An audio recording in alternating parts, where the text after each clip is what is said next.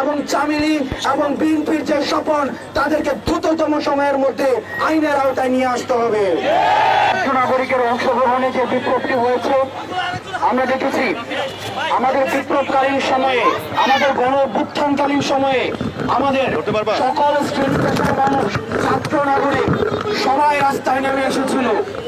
তখন পুরো বাংলাদেশ দুটো ভাগে বিভক্ত ছিল, একটা হলো নির্যাতক, আরেকটা হচ্ছে নির্যাতিত। আমরা দেখেছি তখন নির্যাতকের ভূমিকায় ছিল আওয়ামী লীগ, ফ্যাসিজম। আজকে দুর্ভাগ্যের বিষয়, এতদিন আওয়ামী লীগ ক্লকওয়াইজ করাপশন করেছে, ক্লকওয়াইজ চাঁদাবাজি করেছে, ক্লকওয়াইজ টেন্ডারবাজি করেছে, ক্লকওয়াইজ সিন্ডিকেট করেছে। আমরা আশাহত হচ্ছি আমাদের ছাত্র নাগরিকের অভ্যুত্থানকে পুঁজি করে এন্টি ক্লকওয়াইজ হিসাবে আবার অন্যান্য রাজনৈতিক দল তারা আবার এই সিন্ডিকেট, চাঁদাবাজি, আবার এই ধরনের অপকর্মগুলো রাষ্ট্রে পুনর্বাসন করার চেষ্টা করছে।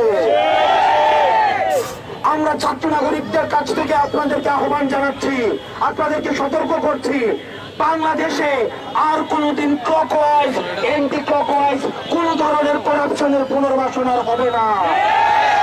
সিন্ডিকেট, চাঁদাবাজি, আমরা যেই জিনিসগুলো প্রতিনিয়ত মানুষের জীবনকে দুর্বিষহ করে তুলেছে সেগুলোর স্থায়ী পুনর্বাসন আমরা নিশ্চিত করব। আমরা স্থায়ীভাবে যেভাবে ফ্যাসিস্ট সরকারকে আমরা বর্ডার ক্রস করে পাঠিয়েছি, আমরা ঠিক এই চাঁদাবাজ, দুর্নীতিবাজ, সিন্ডিকেট যারা লালন করে, পোষণ করে, যে কোনো রাজনৈতিক দলের হোক না কেন তাদেরকে আমরা ঠিক সেভাবে আমরা আইনের হাতে সুপর্দ করে দিব।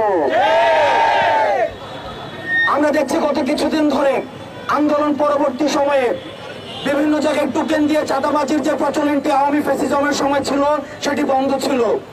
আবার দেখছি এখন বিভিন্ন রাজনৈতিক দলের পৃষ্ঠপোষকতায় বিভিন্ন টেম্পু স্ট্যান্ড, ফেরিঘাটে, কাঁচা বাজারে, রাস্তার মোড়ে, বিভিন্ন ফ্লাইওভারের নিচে আবার বিভিন্ন টোকেন বাণিজ্য শুরু হয়েছে। যারা এই টোকেন বাণিজ্য বিভিন্ন নেতার নামে আপনারা করছেন, বিভিন্ন ব্যানারে ব্যানারে রাস্তাঘাটে আপনারা ছবি তুলিয়ে নেতাকে পিছনে ব্যানার বানিয়ে আপনারা এই টোকেনের টেন্ডার নিয়েছেন, আপনাদেরকে আমরা আইনের হাতে সোপর্দ করব। আমরা স্পষ্ট করে বলতে চাই, গণবিমুখ যে কোন ধরনের সিদ্ধান্ত এই ছাত্র নাগরিক রুখে দিবে।